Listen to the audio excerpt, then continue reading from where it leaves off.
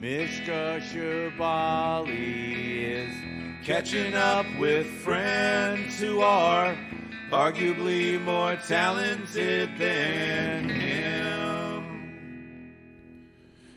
Hello, world. Hi, it's me, the one and only Mishka Shabali.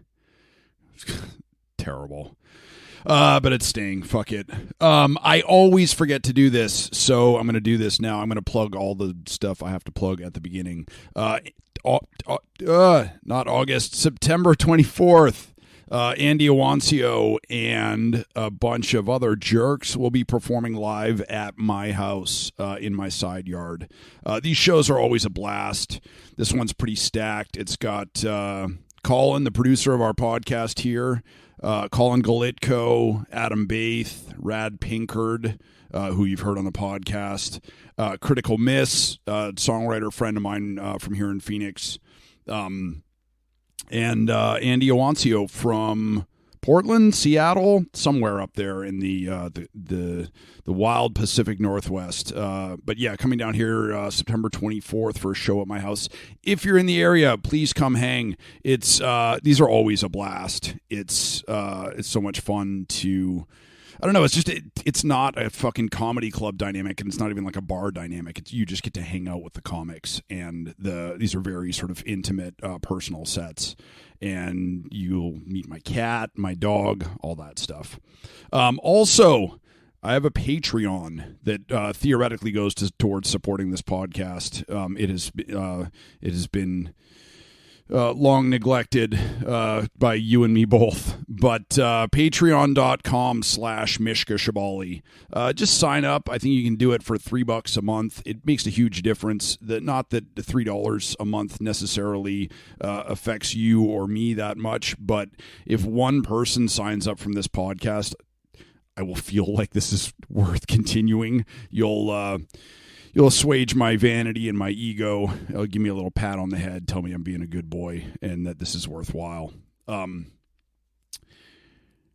Our guest today is Mike Wiebe, who is he wears a million different hats. He's a comic. You probably know him as the singer for Riverboat Gamblers. He also has a band called Drakulas.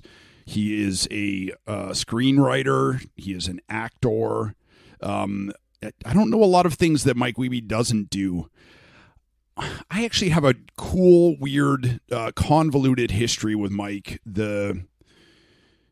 A million years ago, when I was just a wee sprout, back in 2011, 2012, my old band Fresh Kills played South by Southwest in Austin, and we did some dumb daytime show because that's what South by Southwest is all about. But the bartender at that gig happened to be none other than Mike Wiebe of the Riverboat Gamblers. And there's much to be said about Fresh Kills. Fresh Kills was a good band that I think we all put too much pressure on in our heads because it was a bunch of dudes in New York who'd all been in a million different bands, all of which had almost done something. And then Fresh Kills felt like our sort of last best gasp to do something meaningful, to tour, to put out vinyl, to go to the UK, we loved that band. We believed in that band, and I think we put way too much pressure on it. But when Mike saw us play, it gave us a little bit of a stamp of legitimacy, where we were like, oh, we could actually do a thing. And he and Zach, I was already sober by that time, but he and Zach, our singer, ran wild a couple of nights, really clicked, really hit it off, and slept in somebody's car. I don't know. Mike can give you the details on that. But then Mike and Zach stayed in touch, and Fresh Kills ended up doing a tour where we opened up for Riverboat Gamblers. This was probably 2012. And that's sort of how I got to know, how I really got to know Mike and Ian and Foddy, and how I became friends with the band. That also sort of ended up being the end of the road for me with Fresh Kills. I realized that we could just sort of labor in punk rock obscurity forever. And that I don't know, we had put pressure on that band to do something, to change us. And I think that's dumb. You just, in hindsight, I think it's dumb. I think you just have to be in a band because it's fun and because you like it. And because, you're happy with what it's doing now or with what you're doing now. But, so that tour in some ways, or at least I had an epiphany on that tour that things were never going to get better for us. And I wrote about it after Fresh Kills broke up, after I left the band. And I think I made Mike feel guilty forever that he was the demise of the band. But he wasn't. We were. And there's a happy ending, which is that Zach, after laboring forever with Fresh Kills, trying to sort of push that old bird to fly, then he started a band called Publicist UK that went on to have way more success, way faster, with way less effort than Fresh Kills ever did, and everybody in that band we all came out of it okay. Like I returned to doing my own music. Tim Murray just put out a solo record that's great.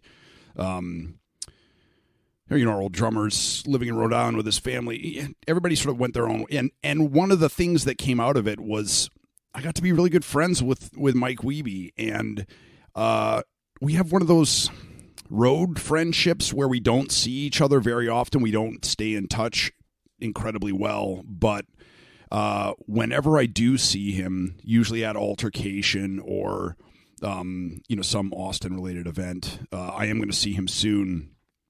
This month in Phoenix when Drakulas tours through. But whenever we see each other, there's just this sort of high-speed download where we catch each other up with all the things that we've been doing and what we've been up to.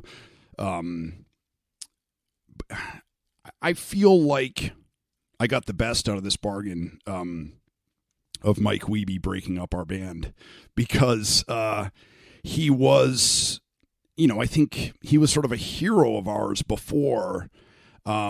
He's an incredible front person and an incredibly prolific writer and just like a hardcore creative in everything that he does.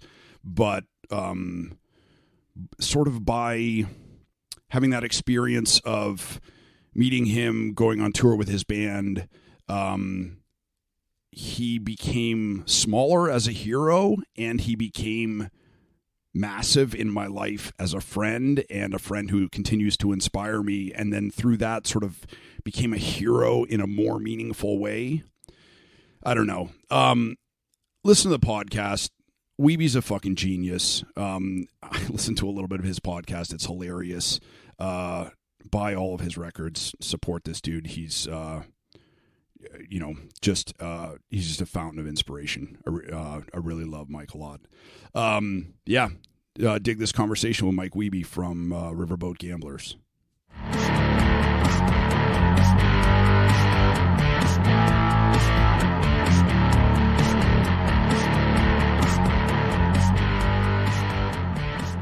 Hey, buddy, how are you? Hey, I'm good. I just got home from a blistering Austin traffic episode, which is the new norm around here. But I'm good. It was you and Sandra Bullock in a bus that can't go below 50 miles per hour. Can't go below 50 miles per hour. Lots of sexual tension, and I acted very poorly in it. Dude, I was thinking today, I was like, I have a couple extra days now. I might as well catch up on what Mike has been up to lately and see if there's a Gamblers release I don't know about that I should know about, or Drakulas, and I feel like there's everything. You've been super busy doing a ton of shit, and also I didn't realize you had a fucking podcast. Oh yeah. The International News Service. It's very silly. Dude, it's so fucking funny. I was like, I'm gonna throw this on real quick, just as sort of, so I can get the gist of what this is all about. Because now suddenly I'm the champion of white dudes with unsung podcasts, and I was listening. Finally, we get a voice in this fucking world. I know. We've been downtrodden for too long.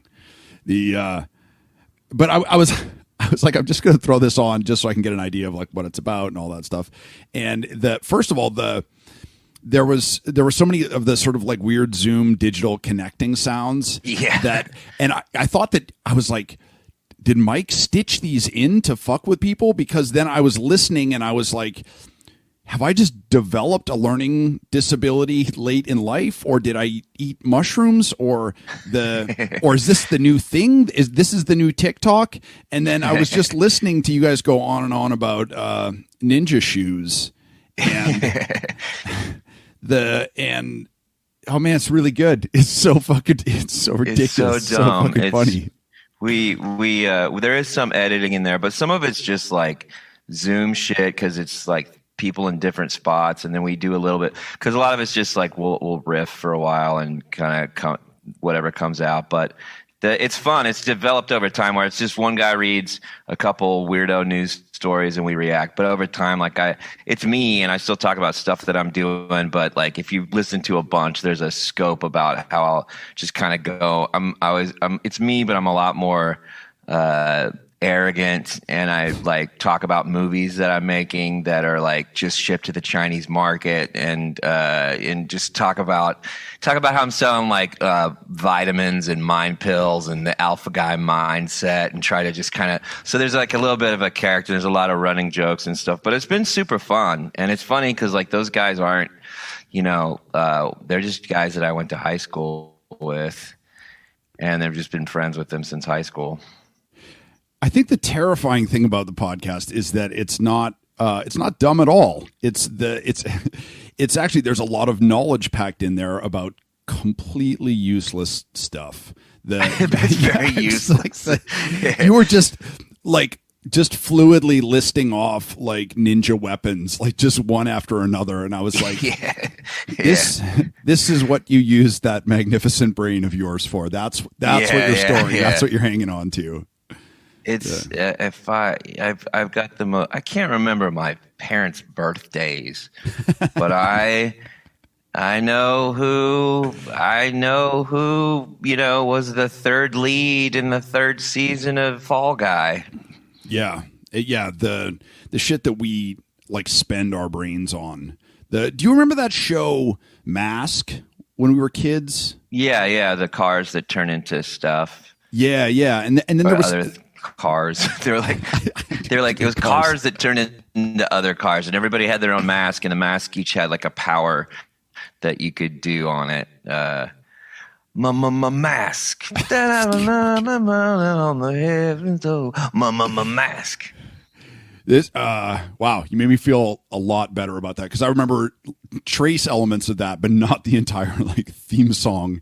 And I just remember flashes of it, like it was a traumatic thing, like an after school special where it's sort of like sharp cuts back to traumatic memory from my childhood or something. Yeah. But I didn't realize you remember it as a whole. Like, oh yeah, the second season was where it really got going. No, there was a couple seasons, I believe 2. I don't know. I guess it's like my baseball stats or something. I like just kind of knowing about like television and movie like directors, especially like later on, like getting to be, just very low budget, but I've worked in a couple things. And when you see like how many insane amounts of parts are connected to make even the shittiest movie happen. And most of the time, if somebody like was involved in that arduous process, they're probably going to do another thing. And there's just these weird names behind stuff that like string it all together sometimes that aren't like the obvious, like Tom Cruise or Steven Spielberg or something. There's like these really key people that like, I don't know, that just kind of like were in there. And it's especially funny to me when there are people that did stuff that's pretty mediocre but meant a lot to me, or not even meant a lot, but just like I spent a lot of time with Donald P. Bellisario shows like Quantum Leap and stuff like that. And if you watch any like hour-long kind of dramas for kids or like adventure dramas, they're like that dude's name pops up in a million different things. And I don't know, at some point I just started like wanting to collect all that dumb info in my brain. I sold a couple of T-shirts to the guy who wrote Revenge of the Nerds and Fright Night 2. And whoa. Yeah, and then I ended up having a phone conversation with him because I think he's in Mexico City and he's still like working on scripts and stuff like that. And at the time I was trying to write a horror movie. And so I was like, can I send it to you and, get your feedback? And in the process of scheduling the phone call with him and then having the phone call, I went back and watched some of Revenge of the Nerds, which, a seminal text in my life, right? Yes, and absolutely. That was maybe my first lady on-screen pubic hair, maybe? Yes, yeah, absolutely. Huge awakenings for me. Also, so rapey, so homophobic. Oh, yeah. And so, like, between having this character from my childhood, having him contact me to fucking buy T-shirts to have him shipped to Mexico City because he was a fan, and then going back and revisiting that stuff. It was kind of like weird and horrifying, but also, I mean, the dude knows how to write a screenplay, so I was like, maybe I can just pick his brain for the mechanics behind it without necessarily getting because it is a very like mechanical. It's more mechanical than, I mean, I guess it doesn't have to be, but you kind of do need, I think and I've only written a handful of screenplays that have never been made, but like, it seems to me like you need to know the solid mechanics that kind of traditionally work. And if you know those really well, you can know how to break them and do them the right way. But anybody who's like, fuck, you don't need to know that shit. Like that's the things that are not going to work. There's just a thing that just kind of always done right. It kind of works. But then there's, I know there's guys like Tarantino that don't, but I think he knows it so well that he knows how to break it at the exact right times and how to fuck with it perfectly. But it is kind of mechanical, and some people are weird mechanical about it. Like on page 13 this one thing needs to happen, not page 14, not page 12. But I don't know if that's true, but I don't know. So when you're writing a screenplay, do you subscribe to all that stuff? Do you try and hit those marks? Not exactly. I try and just I'm more general about it. Okay. So you know about it sort of like loosey goosey around this time. Yeah, where I'm like, this needs to happen around now because I don't know. Like I'm not again, and I haven't made enough, like especially like feature stuff. Me and a writing partner have written like 3 features and then some like pilots for TV shows, and one of the pilots got shopped around a whole bunch, and that's the TV show pilots are kind of like features but way condensed, and it's kind of the same rules. So, but I don't know. I will say 100% the whole time I was like, am I doing this right? I'm doing this wrong. I'm not doing this. Somebody come over and hold my hand. Like as with most things in life, I'm like, somebody tell me exactly what to do because I don't know what I'm doing. Tell me what to eat. Are the carbs bad or is it just the sugar that's bad? Do I chew the first? Carbs are good sometimes. Do I chew first before I put it in my mouth, or it's funny because whenever I talk to generally it's ghostwriting stuff and less like writing students and stuff, and I talk about outlining the project. When I worked with Lanigan on his book, I was like, you got to have an outline, and he was like, I'm not writing an outline, bro. I was like, fuck, all right. But with other people, I'm always fighting for there to be an outline, and then inevitably the question comes back to me of like, do you always write an outline for your stuff? And no, I never do. But I think it's different when it's just me writing the thing. There's not a shitload of different moving parts. There's not director of photography and a gaffer and the second grip and you know what I mean, all the different stuff. And then also I think that my experience got fucked up because the first thing that I published, I wrote it just from like first word, second word, all the way down to the last word. Yeah. And then I sent it in and they published it like that. And I was like, I'm a genius. Yeah. I don't need your fucking outline. I've always wanted that to happen with something that I do. The first thing, the first try is like, the kid's got it. I mean, you did that with Gamblers, dude. I'd been in some bands before, and so yes, there's some records that I'm very glad are not readily available. Pre-Gamblers. The internet came about at just the right time. Yeah, because there's so many.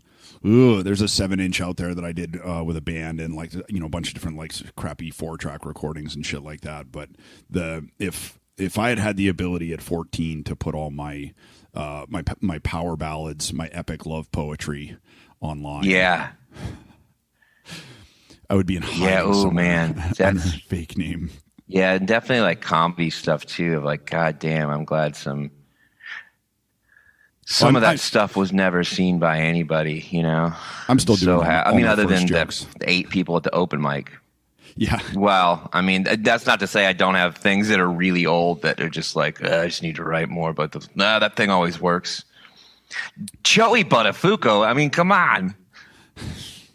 I think that was an advantage that I had before I started writing jokes, is that I had seen so much fucking bad, dumb comedy that I wasn't just sort of sitting at home being like, I can do this. I was touring and stuff and seeing people telling jokes, and I was like, this is terrible. Or, every single one of these guys talks about his dick nonstop. Yeah. And not that my show isn't mostly me talking about my dick, but hopefully I'm talking about that little acorn in a new different way. Your dick's bigger than an acorn. That old war horse. The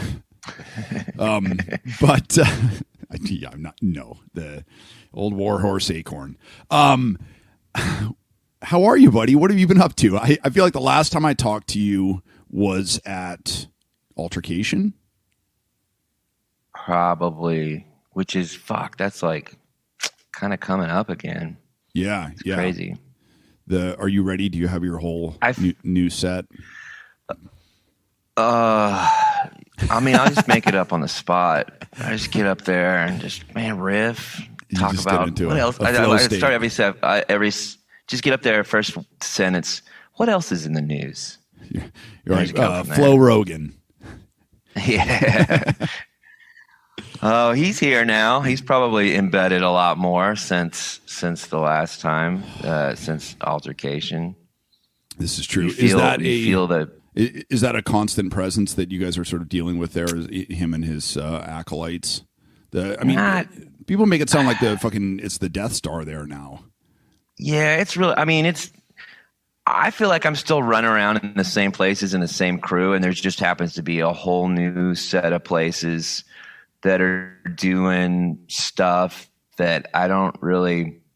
There's some places that it crosses over that I'll walk into a place and go like, man, I don't know anybody here. And I mean, like, there's 40 new comics here that I've never met that didn't live here 1.5 years ago, which is fine. I mean, I don't want to be like the full on, like, cause I always like the old guy that's like, the scene was better when the scene was better, man. You all missed it. We were here and just, cause I definitely saw that happen with music and kind of felt it when I was like, oh, my class had graduated and moved on, and everybody in town was like kind of into the new class. And I was like, what about me? Remember me? And it was like my class like suddenly wasn't very cool anymore. Like my grade of like the bands that we're in, and a lot of it was like, cause you're gone all the time and you just kind of like, it just, things had changed, and music was kind of shifting, and especially in Austin, it was getting a little bit more. This is kind of like after the Gamblers really started touring a lot of new bands start in the same like clubs that we would play a lot. There's like this kind of like psych-ish things got a lot more psychedelic. The Black Lips and Jay Retard, and there was like a kind of a new look and a vibe, and not that much different, but kind of different, and everyone was kind of younger and cuter. Early 2000s. Yeah, totally. Yeah. Totally. And I remember kind of being like coming back and going, oh, I'm not as cool as I used to be anymore. And just kind of, and it wasn't that, it was just feeling like, oh, there's a new thing coming, and then kind of getting used to those waves. And then like getting into comedy way later in my life, where I was already like in my mid to starting to be late 30s. And I was making all these friends who were in their like early to mid 20s. So like 10, 15 years younger than me.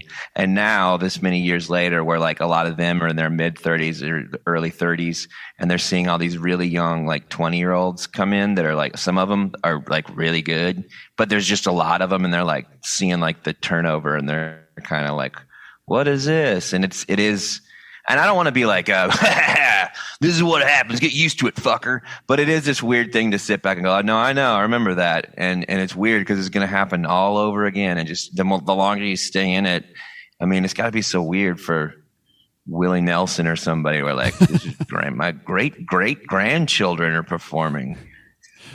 Willie Nelson's a huge fan of open micers. Oh, yeah. But there's got to be a weird thing too, where I want to stay in touch with like what's like the young thing that's happening in all mediums, and sometimes it's very hard to not immediately want to reject it, like TikTok or something like that, where you're like, well, fuck this, man. But I'm trying to be a little bit more open. I feel the same way, and that's the only reason that I date women in their 20s. Is, just to so they can learn young stuff, just to keep a finger on the pulse of culture, just to figure out TikTok. Totally. I mean, the way that culture is supposed to function is that it's supposed to be sort of continually rewriting itself. And I remember being a kid and being like super into Nirvana, and then there was like the fucking old guy pissing on them, being like, oh, they're just like ripping off the Ramones or the Dead Boys or whatever. And then there was fucking Green Day and Blink-182, and there's like but everybody needs that band, and that is how it's supposed to work. It is supposed to keep. It's like the teeth of a beaver. It keeps getting worn down from chewing wood and keeps growing. It's because it's supposed to serve the fans. It's supposed to serve the audience and not us. But after COVID and being just so fucking out of the loop for 2.5 years, to go and try and rebook a tour of the UK, for next summer or something like that, I'm starting from fucking ground zero, dude. Like, it's just all those contacts are gone. That whole network is gone. Any sort of momentum I built up, or people will come out, people will come around. But I was talking to Sean on Christmas about this. Is that it just the thought of like booking stuff on the road now? It just feels like, we're starting again from scratch. Yeah, it's that 2 years felt like I grew about 6 years older. Yeah, definitely took a chunk off my life as well. It's tricky too because every single person, I guess if you're listening at home out there in TV land, and the last 2.5 years have been fucking great for you, we want to hear from you. All the out of shape people that are now ripped to kick you in the eye. Yeah. I do feel that there. You don't want to make sweeping generalizations about gender, but let me make a sweeping generalization about gender and say that most of the women that I know are like, I learned to speak Dutch, or and all the guys that I know are like, look, I learned how to bake bread on my face. Like, look at this beard. It's just like we just did nothing. And then all the trans people I know are like, I finished my master's and I got my black belt. It's like, what the fuck? Yeah, I did not. It's weird to remember what exactly it felt like in there, because part of me, I'll occasionally get mad, like, why didn't I write 3 albums?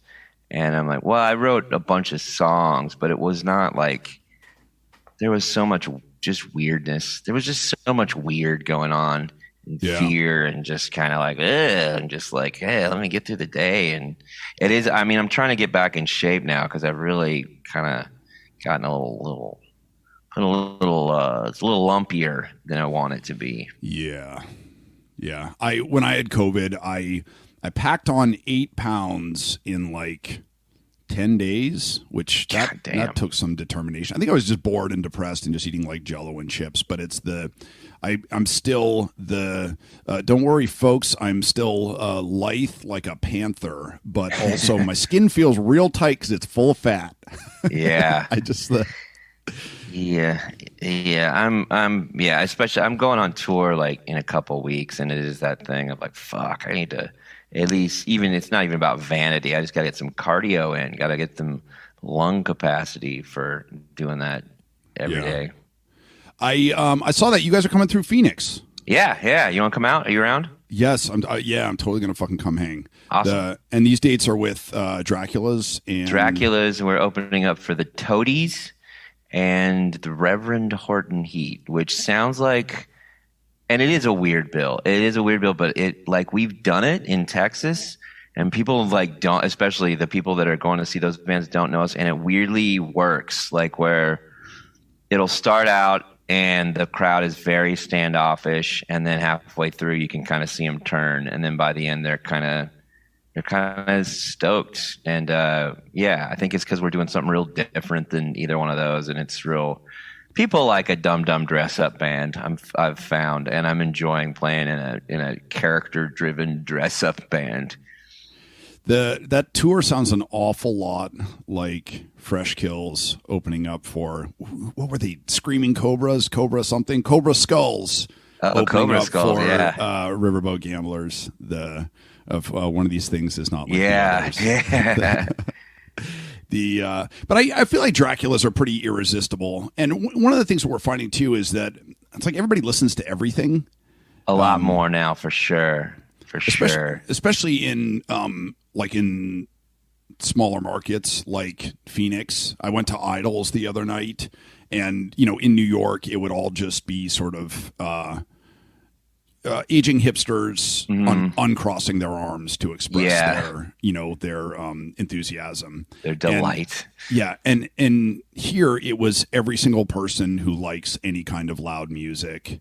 And they sort of glossed over anything intelligent that Idols have to say. And it was just about like, this is the loud part. I'm headed to the pit. It's so funny and so corny. That is, man. I saw them as many South bys ago, and I liked them, but I was they're also not the band that I would have pegged to be like as fucking huge as they've gotten. Which I don't think I have a good track record for picking what bands are going to be huge. So that's probably par for the course. But it is that thing of like, I can't remember where they're playing, but I did see where they were playing. I was like, fuck, goddamn. I bet against both. I liked both bands, but I bet against the National and Yeahs. So if I don't like your band, well, not if I don't like your band. If I think your band is too smart to achieve wide stream appeal, that means that that you will never make a fucking wrong move over the course of like 20 years. I would have thought, I did think that for the Yeahs too. I was like, I did not think that. I was like, well, this is as big as, like, right when they kind of got a little bit of mainstream. Like, this is as big as this band can ever do, because it's weird in a way that I like, but I kind of thought it was like just like a major label going like, well, let's get something that there's some dress up like the White Stripes, and it's not a traditional 4-piece, and we'll throw this out there. And I kind of thought this was like a major label's doing that. I was like, man, this is fucking great. But I was like, they're going to get chewed up and spit out. And now they have like some badass singles and giant tours coming out like this month, I think. Yeah. I watched the new video with sort of like creeping dread in my heart that I was like, oh no, this, they've been gone for a minute. Like, this is going to suck. And it didn't suck at all. and Yeah, they're that pissing off the edge of the world. Spitting off the edge of the world. I wrote pissing off the edge of the world. Okay. They wrote spitting off the edge of the world. Which did they copy me? I mean, hey, do rock and roll bands ever talk about spitting and pissing before? Has that ever been done before? I mean, if you look at Karen O's work, I think it's clear that she's a Mike Wiebe stan. Exactly. She's been following. You guys actually do kind of have the same haircut, right? We do. I was about to say we do have similar haircuts now. Totally. I'm wearing lace fingerless gloves. When that band started, though, I mean, it's like, Brian was straight up sort of Harry Parch, John Zorn, straight up sort of experimentalism. And Nick Zinner was like Birthday Party and Neubauten and, like pretty hardcore sort of like noise rock. And for them to have gone the direction that they did so successfully, I don't know, nothing but props.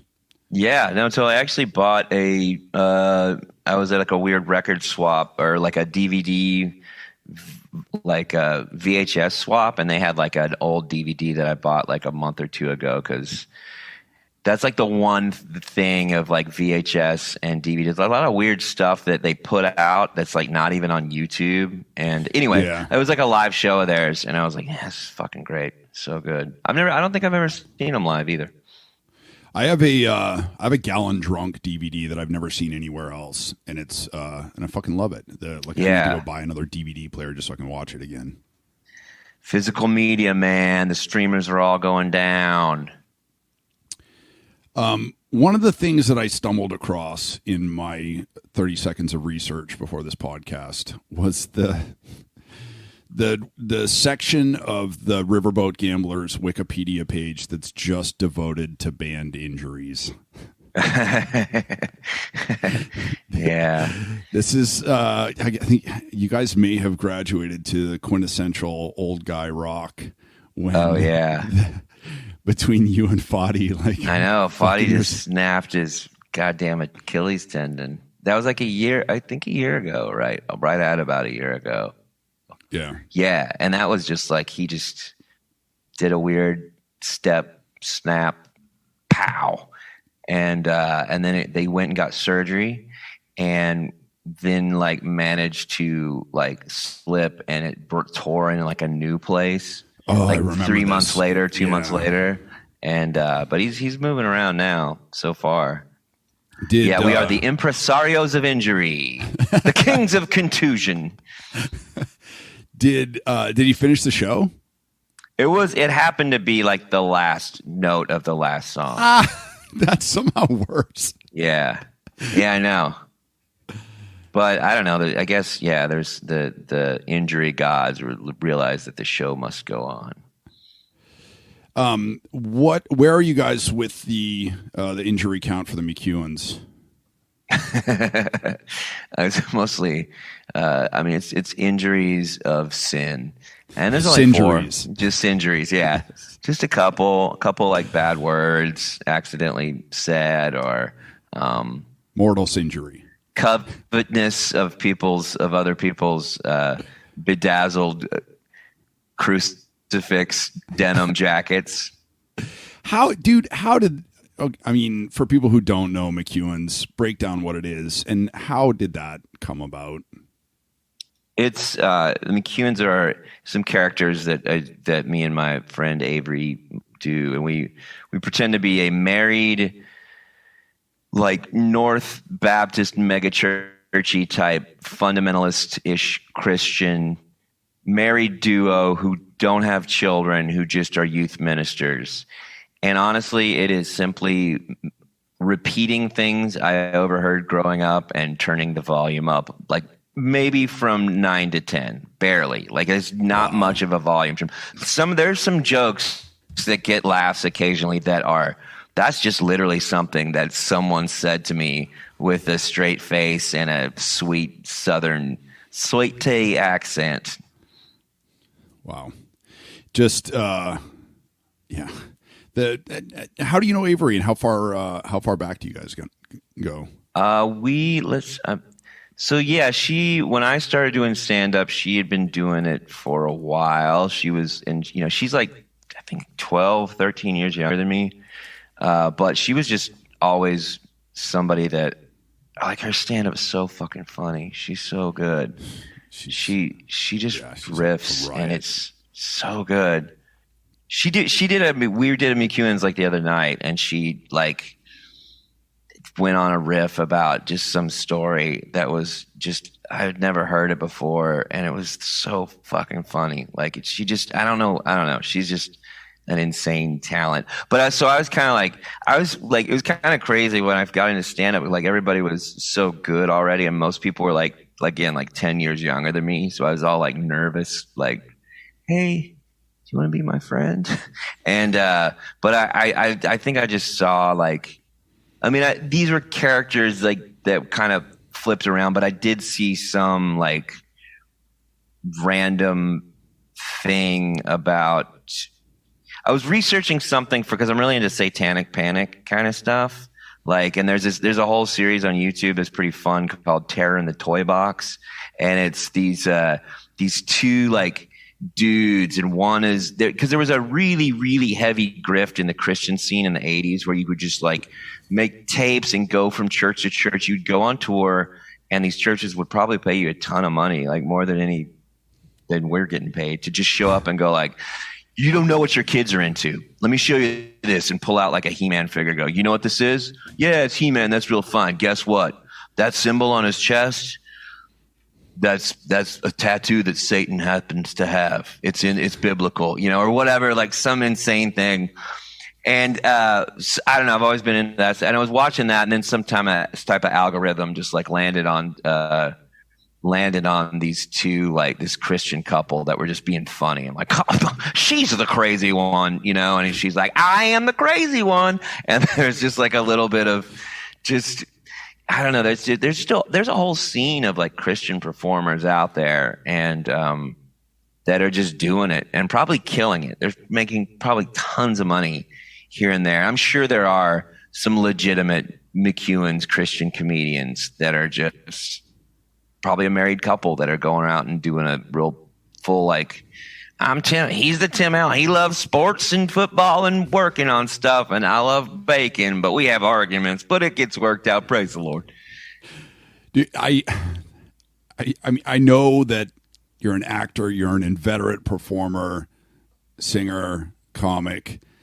It's so rewarding to watch you try not to lose your shit when Avery just fucking goes off and you're like you're trying to keep it together. God, it's so good. Yeah, we have like a thing we've been doing lately where it's like we made up like, it's like a game where you like do like slap your hands and thank your knees and thank the Lord and thank him please.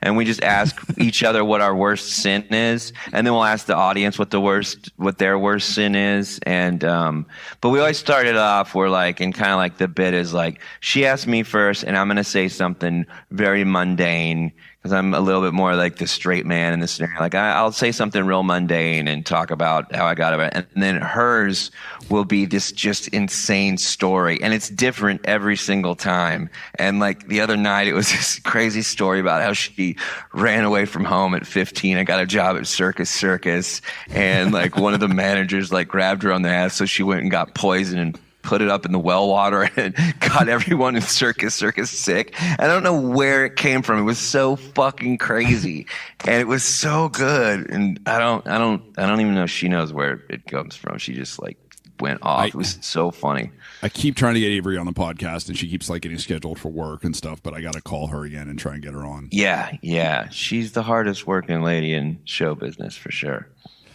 So what happened? Were you guys just like, oh, let's do this thing? Or were you fucking hanging out at the bar or whatever? And like what was the genesis of? Somewhere looking at that YouTube stuff and like finding some Christian comedy, I think I started doing that Jefferson's voice.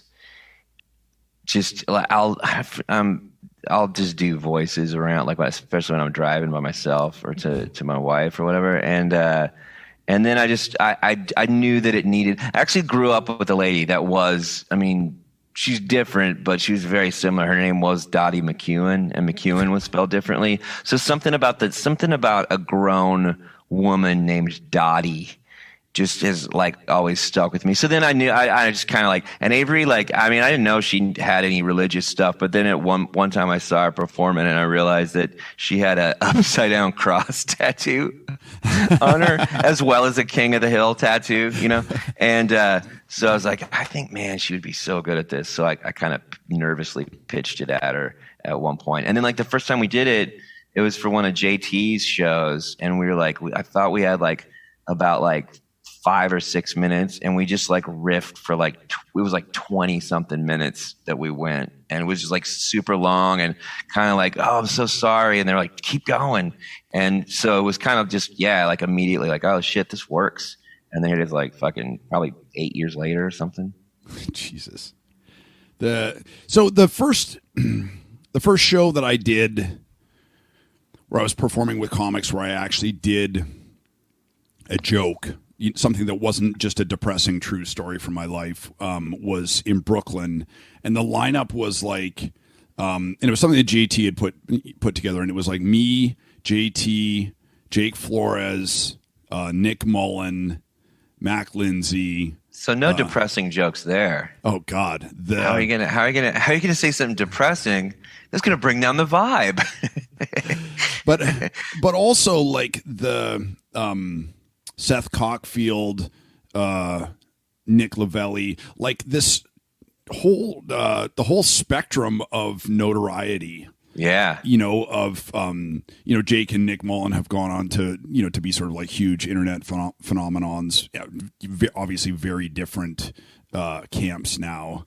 Yeah. That is, yeah, it really, it's a very, I don't know, I'm trying to think of the movie equivalent of, they both got huge and now they're it is, some I mean, it's like the Fox and the Hound or something like that. Yeah, it is. But yeah, I mean, it was daunting for me to sort of like be on stage with those. I mean, my first show, the first comedy show I ever did was opening up for a sold out gig for Stanhope in Minneapolis or something like that. So that sort of. Did you just stick real hard to song stuff? Like. Yeah. And I think I played like 45 minutes or something like that. And people were like, get this fucking guy off the stage. I didn't realize that like, the opener does like 10 minutes, Yeah. Yes.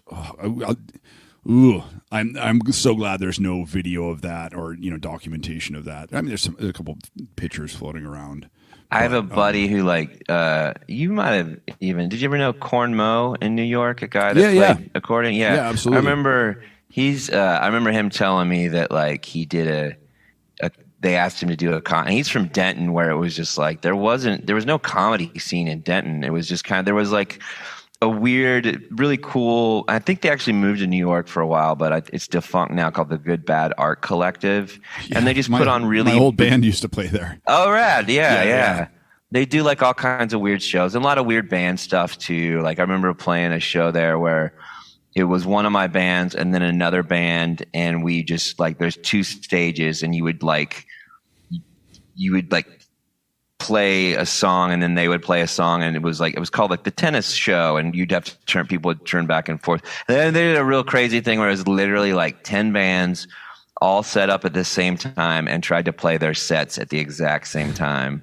And it was just insane. But there's no like all the stand up rules of like the light and stuff. But I remember Corn Mo telling me like that he ran the light, but didn't know what the light was, there was no, he's like, well, I just do songs and they usually go about this long.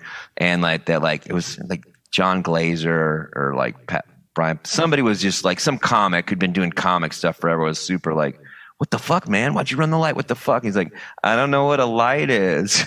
And that was, I mean, for sure, like starting comedy and all, being around all that. And I mean, all those people that you mentioned, like I was totally nervous doing when I first would be on a show with one of them or whatever. And probably still a little bit now, but like,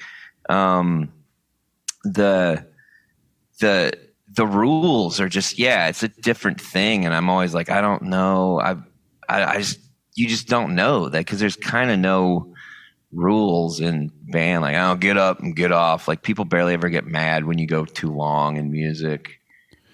Yeah, comedy is oddly formalized of it's this and then it's that and then it's this and it's that. Yeah. And these are the rules, and like you never leave the stage until you've handed the mic off to the other the other comic. And but I mean, we started talking about how screenplays are formalized. That makes sense to me a little bit, Yeah. In the songs I write, Dracula's songs, Riverboat Gamblers songs, that's all very formulaic stuff. We're all operating under the umbrella of pop music. Totally. But comedy is something that seems, so free form that you would think it would be. But I guess when shit becomes commodified, that's when the formula really fucking digs in, Yeah. Well, there's a weird thing of like, unlike music where, that from house shows all the way to like stadium shows, like there's a stage and then a band gets up and just starts playing. But like comedy, there's like, you really do need a guy to go up and be like, hey, there's about to be a show. People are going to come out and they're going to sit, and you're going to sit there and they're going to laugh. And then they're going to walk. I'm going to explain to you the dumb things of what's going to happen. And like, I'm your host and we've got a great show, and there's this guy's going to come out in a little bit. And then later your headliner's going to come out. And then even like the weird, like reminders of like, this is a real obvious thing, but don't talk real loud during this whole thing, you know, and which people completely ignore. But there is a weird like setting up people for the experience that they're about to have that I don't think like theater doesn't do that. You just sit at your seat and the play starts. And music, like it's kind of same. Like you just sit there and the play starts. But there is a weird thing with stand up where it's somebody has to get, if it's a crowd of people that are, if it's not an open mic, then even an open mic has somebody when there's barely ever anybody at an open mic that's not performing on the open night, but they're still up there going like, hey, everybody, it's the thing that's going to happen. Welcome to be here. And this formalized thing I can't think of any other live thing where you got to do that other than maybe like a live television taping or something. I mean, maybe it's because comedy is so free form and it's so elemental. But I mean, it really is. I mean, the thing that the job of a host is to sort of be like the instruction pamphlet. One of the things that like a good host always does is like, coming to the stage, very funny. Right. So they're instructing you how to. That was one of the things I noticed when I was like touring with Stanhope is that if we had, when we did shows with, Norm Wilkerson from Austin hosting as Satan. And so when Norm was hosting and he was like, guys, coming to the stage next, this guy's Doug Stanhope's favorite songwriter, then I would have a fucking great night. I would have a great show. And when I was introduced as a songwriter and somebody who had Stanhope's approval, then people were like, I'm a Stanhope acolyte, so I'm supposed to love if Doug loves this, then I love this, and then they would go all in and I would have awesome shows. But when we didn't have Norm with us, when I got up there, people would be like, I'm going to go smoke. Yeah. Or I'm going to talk. This is music, so I can talk real loud. Yeah. Or we'd have just whoever the normal host was at like the Laugh Factory or fucking Giggles or whatever the fuck it was, and he would be like, coming to the stage, a musical comedian. This guy is incredibly funny. Give it up for Mishaka Shubailey. And I was just like, man, you just dug me such a deep hole. Like nobody's gonna like this. Yeah. Because even if you get up and the first thing you say is you're like, actually, this is more depressing songs that are going to bum you out. Everybody's like, all right, there's a punchline that's going to pay off on this. He's saying that to be that is a misdirect. Yeah, no, I'm musical prop tragedy. That's what that is. Well, that's definitely a weird, it is something that definitely like the weirder the format of comedy is, the more that it helps to kind of have something in place like that. Like I think like even McEwen's kind of extra benefits from it's doing the same thing but complete, like, kind of breaking the rules, and like it's a bunch of people who are like, I'm this real person telling these real jokes, and then these characters come up. I kind of think that it works better in that scenario than if it's like if it was a whole night of characters. I think it would be kind of boring in a whole night of characters. But there needs to be like a little bit of that setup ahead of time of like, this is because I always get like the host to say like, you know, this is kind of a weird booking. Like this, a bunch of weird stuff came through. Normally we wouldn't do this, but they're here tonight, and they're a Christian couple. So I hope you guys will be real cool with them.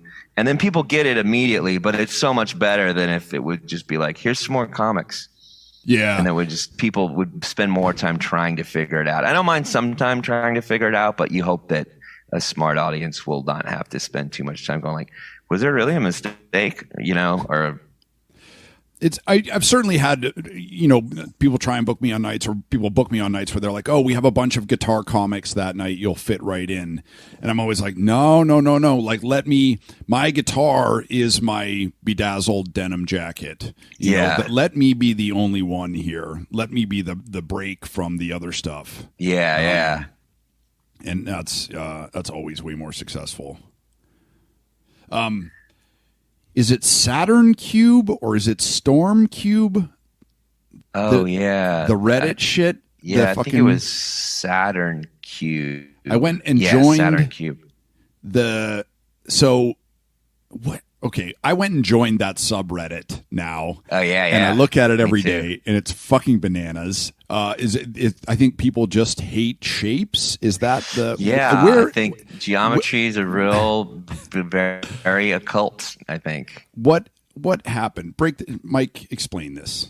I do not know. Somebody just sent me a lovely link to a Reddit. The Reddit call, I believe, Saturn Cube something, and just somebody accusing us of having Saturn Cube sounds like a Transformers movie that went straight to the Chinese market. Yeah. They were the GoBots. GoBots meet the Saturn Cube. Mask. Mask fighting Saturn Cube on the base of Mars. It's just somebody. It's a site that just looks at like because you know there's like the famous like look at a dollar bill, and you got the pyramid, the all-seeing eye, and what does that mean? Which maybe it does, I don't know. But with gamblers, like I can 100% tell you that shit looks fucking cool. I don't know, it's kind of cool, man. Like the owl, we wanted to call it Underneath That Album, Underneath the Owl, because there's this big building that kind of looks like an owl's head in town, and some people I think have said that there's Masonic sort of that's like the urban legend. Is it legend. A Hooters? Yeah. They got Hooters. They got juggy ladies working every night. But that's a big like skyscraper that looks sort of the head sort of looks like an owl, and there's like people thought it was Masonic, but I just like the idea that there's this big fucking owl that's just looking down on all of downtown, just waiting for people, musicians and bar workers that's just waiting to go, eventually going to come grab one of them or whatever.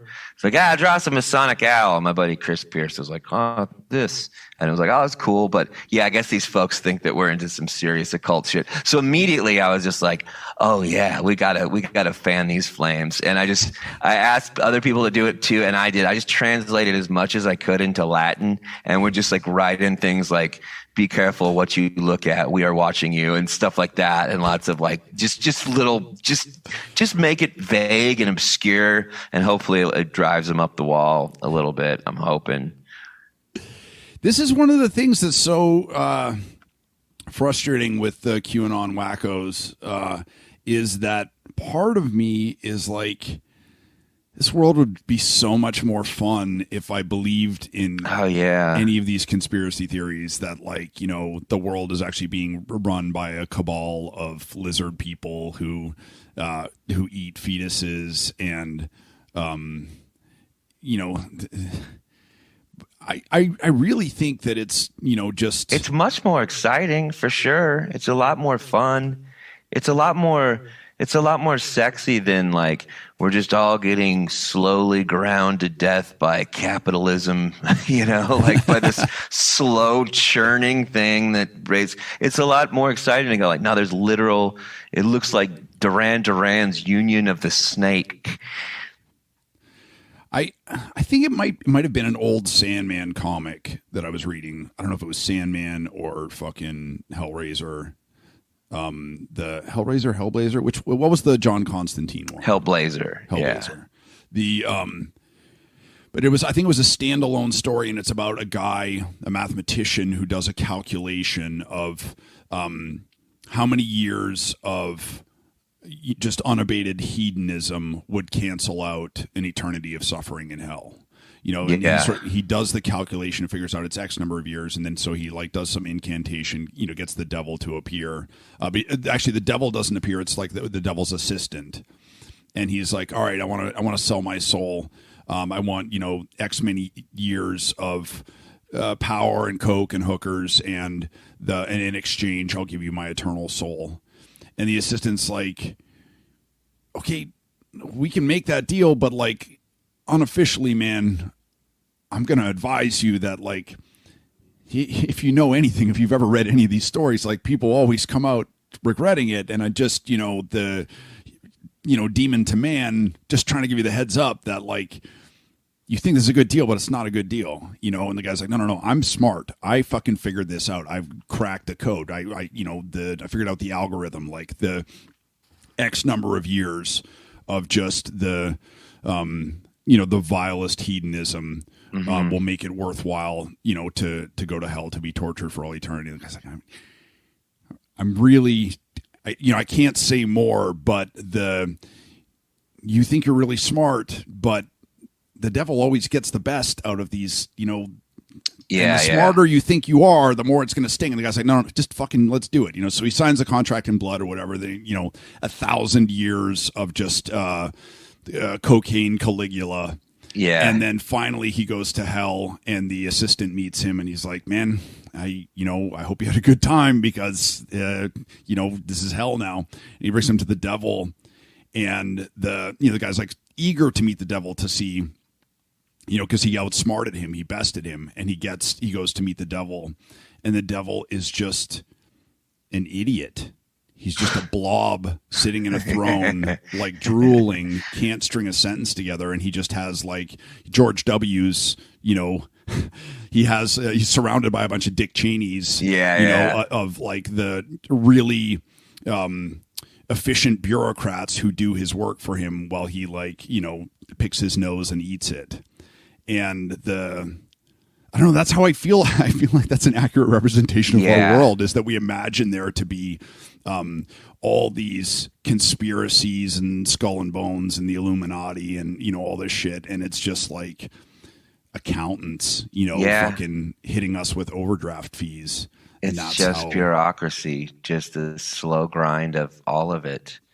And I don't think, and I do completely get why people fall into conspiracy theory, and it's because like if you don't have and I don't have a lot. I don't know why I haven't fallen into conspiracy theory other than I have no idea why. But there's still time. I think there's still time. So there's still time. There's still the hollow earth that I haven't really gone to the Arctic to try and get down into, where all the Nazis live. But I'll fight them. But I think it's like if you don't have a lot, like I got this job and I make, $35,000 a year, and then I rent and I don't really see a way out and all that. I don't really have anything. I have no source to get more in life, to get more standing. But I do know this thing that no one else knows, that people with way more money than me, I have this knowledge that all you don't know, like, and you're all just walking around in your regular humdrum life. And even though I don't have money, I know where the strings are being pulled and the cabal's being pulled. And there's something that's got to be kind of fun, I guess, maybe about that. There's got to be something, at least that occupies some time away from the grind, from that grinding, fuck, how do I get out of this? At least you get to put your mind on like, fuck, there's lizards out there and they eat pizza and babies, and I need to figure out how to stop them. And you'll never figure it out, but you can spend a lot of time, looking at weird symbols on bands and going like, they did have a song called Whiskey at the Old Bar, and old, that means that, and it's real. You can never run out of stuff to like think about, it's like, I don't know, maybe it's just like knowing the names of old actors from, Donald B. Pellisario mood shows, where like there's always something to like dig into, and I think that it makes you feel like you're somewhat elite. Yeah, I think that's one. The things. One of the staples of religion is that I think the name for the faithful or the devout in any religion is the chosen people. Mm-hmm. From sort of Native American religions to Christianity, Catholicism, whatever. I think that's one of the things that conspiracies really zero in on smartly, of like, all these chosen. Other people don't get it, but like, I'm special. Yeah. I get it. My parents were murdered for a reason, so I could be a vigilante and like dress up and fight crime, Yeah. And we all want to be special like that. But I definitely I don't think that there's anything, I don't know, in a lot of ways, like, religion, people like joining church. I think it's like, I'd have to like pull up the stats now, but supposedly it's pretty low. Like, it's been on the decline pretty hardcore since like the 30s or 40s, 50s or whatever. And definitely like at its lowest point, but there's got to be something to fill that up, and I feel like it's because religion's a little like, it's pretty outdated. Like, it's pretty like, it's a boat with a bunch of animals in a bush. That doesn't really do anything for me. But the idea that there is, a bunch of Satan worshiping pedophiles that are actively against my guns and the genders in my bathrooms is a lot more tangible and right now. And I don't know. So that maybe conspiracy theory is kind of like the new, even though it's not one, but it's kind of like the new religion, like just to spend your time thinking about esoterica, There's not a lot of new religions coming out, and maybe that's the problem, is that instead of, there are a lot of there's always a new fucking fucked up, drunken, narcissistic songwriter coming out. There's always a new 3 or 4 chord punk rock band coming out. Maybe we need to have the open micers of religions, where they're just regenerating themselves every couple of years. I wonder if like new religion guys are super bummed about their numbers. Like, I don't know, it just feels like, Scientology just took off because I guess they had rich parents or whatever, but I'm actually out here making up some really interesting shit, and it's just so hard when you don't have, he's like working on his TikTok following and yeah, it's just, I don't have numbers to get the TikTok. I need a guy to really break down the algorithms for me, figure out how to get these numbers. A social media expert to advise on the new religion. I feel like a new religion that's the only thing that you haven't done now that you're doing a podcast in addition to playing in a bunch of bands and doing comedy and acting.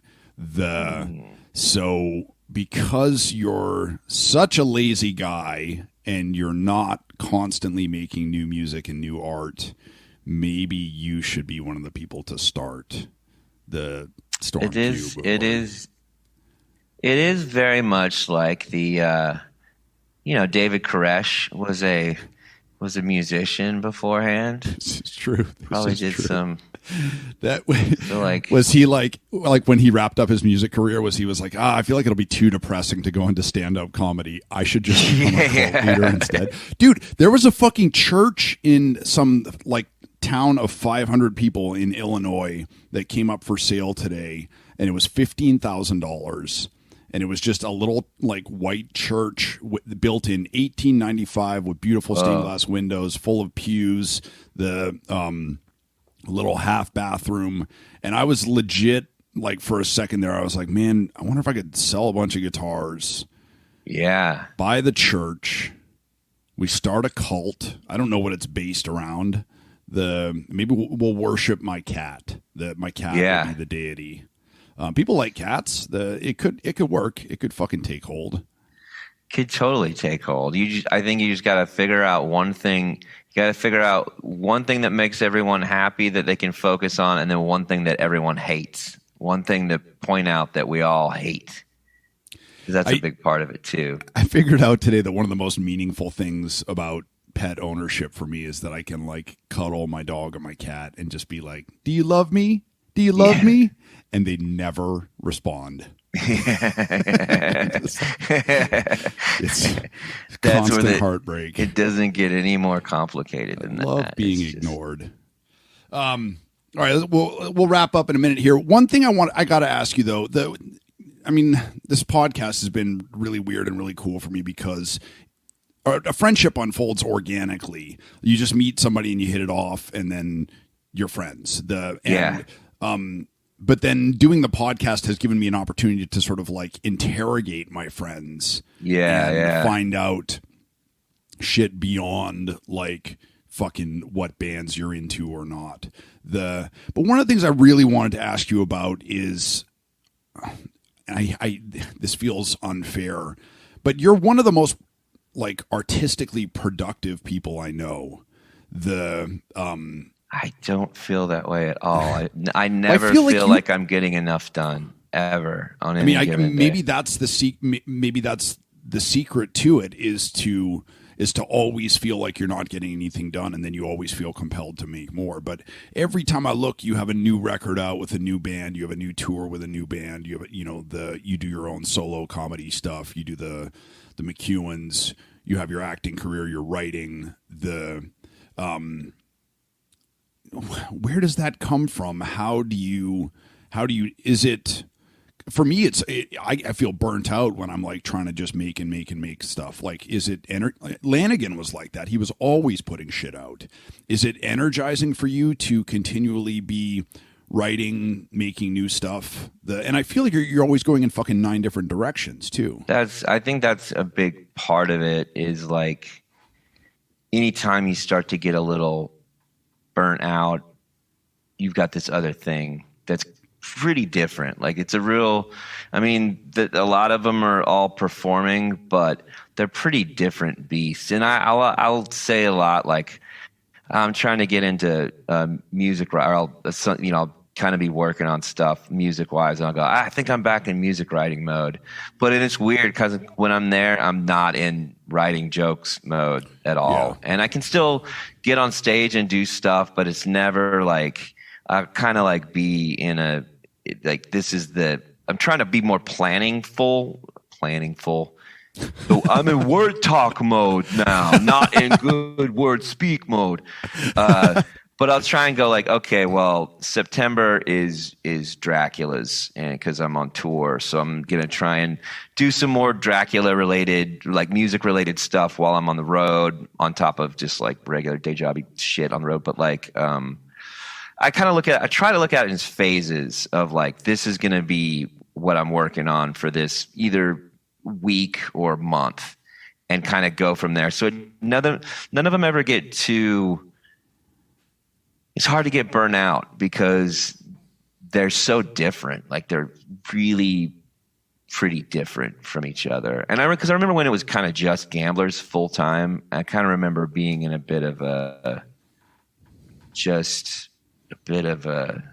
couple times getting real burnt out, and really burnt out, like bad burnt out. Because sometimes there's like, now it's like, I don't think I even have done, I'm never really on one thing long enough to get real burnt out. I'm just get to the point where I'm a little like, getting a little fried with it. And then when you have something already set up that you kind of can't get out of, you don't really have a choice. Like there's a little bit of like, I'd like to just sit around and play video games, but I already set myself up to not be able to do that. Yeah. You have the commitment with other people. Being a Gamblers fan, and seeing, like, after I, first got to know you guys, like seeing, Ian putting a lot of time and energy into Broken Gold, and Fadi had solo stuff that he was working on. I was like, oh shit, is this the demise of? And then come to figure out that's how Gamblers keeps rolling, is for everybody to have their own different things that they do. Different bejeweled hats to wear as totally different. We all different silly hats to go on stage. Yeah, Gamblers, actually, we have a new 7-inch that's done. It's coming out. I don't know. It's in the famously slow burning record plant process. Yeah. Well, that's a perfect segue into the plugs portion of the show. Plug away. What's the new stuff? Where can we get all the new Wiebe? Where Drakulas are out on the road next. Drakulas out on the road. Month? We have a new 7-inch. Yeah, we leave September. I'm doing the High Plains Comedy Festival. That's September 8th or 9th in Denver. And then the Gamblers play a festival in Denver. And then I come back home and the Drakulas tour immediately starts. And Drakulas have a new 7-inch. We'll have it on the road, but it doesn't come out officially until the end of September. It's on Drunk Dial Records. And then, whenever that new Gamblers thing is done, that'll come out. I haven't heard an update of that. But there's a new Drakulas record that's written-ish, and half of it's about 3 or 4 songs recorded. I don't know. It's that weird thing now of do you do albums anymore, or do we just do singles and then put out an album at the end of it? I don't really have a preference, but although it's nice to record 3 or 4 songs in a pot, work on those, get those ready, and even 3, 4 maybe. And then you don't have to shut down your life to, because if you're not getting paid real record money, it sucks to kind of when you do a whole album, I've never recorded an album, even the really, really cheap ones that we did on 4 tracks and stuff like that. I've never recorded one that didn't take at least a week of pretty much being there the whole time and then having to redo stuff and then the mix. So it's so 12 songs is it's just a real, and then the pre-production of getting all that, getting a whole album written is so long. So I kind of like the idea of hey, for the next 2 months, we're going to work on these 3 songs on top of all the other, whatever band business you got to do, rehearsing for shows, whatever. And then we'll go in and record those. And then we'll do that again in another couple months. And then it's just such a different beast right now with putting out music. I haven't figured it out at all. What's the best way to do, especially for the genre of what I do, and then also the age of, because that weird thing we played that punk rock bowling that was where Fadi ripped his Achilles tendon, and it's in Vegas, and it was tons of Devo was playing and lots of big punk bands and stuff. And there was a moment of looking around and looking at the crowd and go oh, this is in 1993. This is what I would have called some classic rock festival. This is classic rock music, and kind of realizing that however music is consumed by, there are some young people that like my music for sure and the genre, but it's also I think that a lot of that, the real, when the music industry is talking about who buys music, it's they're talking about people under 18 years old. And I don't know. I mean, at this point, it's slow ride, take it easy. Come on, guys, this really rocks. We are, old guy rock now, and I'm trying to, I don't know. It's turning into, an inversion of that Who song where now I'm I hope I get old before I die. Yeah. Yeah, totally. I have a new perspective on it now, now that I'm 45. Yeah. I know. I hit 47 last week, and that number's real close to 50. God damn. Yeah, closing fast. I didn't know exactly how old you were, but I always remember that you and JT are both older than me, and you always shall be. I'm the young buck. I don't know, man. I'm going to get a magic amulet that allows time travel. I'm the rookie sensation, Mike. You are. Dude, thanks so much for doing this. I love it. Psyched to finally have you on, and can't wait to I'd like to get you on the international news service. We have guests here and there when I can curtail some stories that kind of relate to them, and then. I would love to come and talk about ninja shoes. When I was working at Knitting Factory one night, and a barback came in, and he started dating a Japanese girl, and so he was wearing the split toe ninja shoes at the beginning of a barback shift where he was going to be serving like 4 different floors, and I just looked at him and I was like, "You dumb motherfucker! You are about to have the longest night of your life." Like that. Say goodbye to your arches, buddy. Yeah. Mike, I love you. I'll see you soon. I'll see you in Austin in October.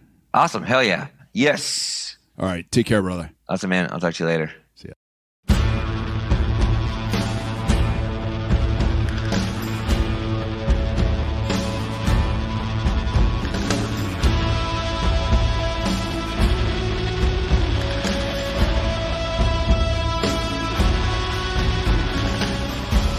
I'm getting concerned about my mind. I noticed I keep forgetting to breathe.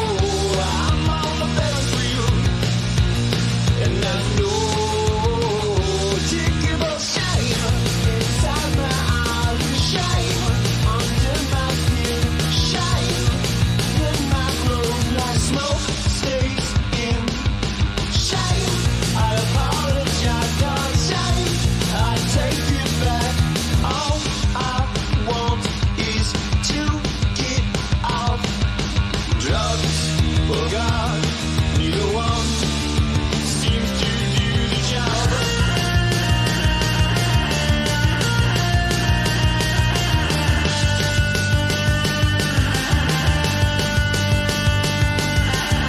I want to be the concrete. I want to burn bare feet. I want to have no feelings. I want to be the streets. I want to be remembered by others, not recall. Forget my transgressions, buried in one and all. And I know I'm on the Ferris wheel, and I hold the ticket of shame inside my eyelids. Shame under my skin. Shame inside my clothes, like smoke stays in. Shame, I apologize, God. Shame, I take it back.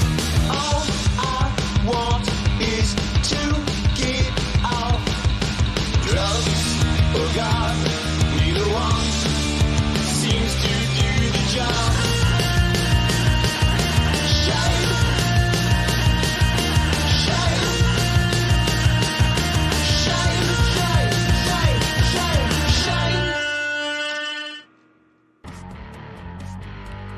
Folks, thank you so much for listening. I know there's a million podcasts out there. We appreciate you spending your time with us.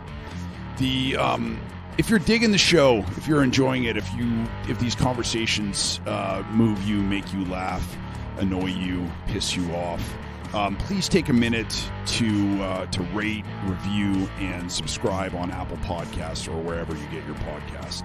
It helps us grow the show, and it helps other people find it. If you'd like to hear bonus episodes, song demos, just sort of ranting off the cuff conversations, all sorts of different bonus material, writing advice, personal blog posts and stuff like that, go to patreon.com/Mishka Shabali. We will be having monthly episodes up there with my mom and I answering questions from readers, and there's all kinds of good stuff there. Thank you so much for supporting.